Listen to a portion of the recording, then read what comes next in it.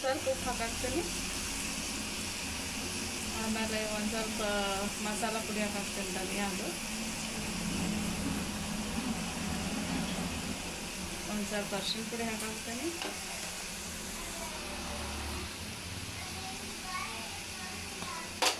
ಒಂದು ಸ್ವಲ್ಪ ಹಿಂಗೆ ಹಾಕಾಕ್ತೀನಿ. ಎಲ್ಲನೂ ಚಲೋ ತಂಗೆ ಮಿಕ್ಸ್ ಮಾಡ್ತೀನಿ.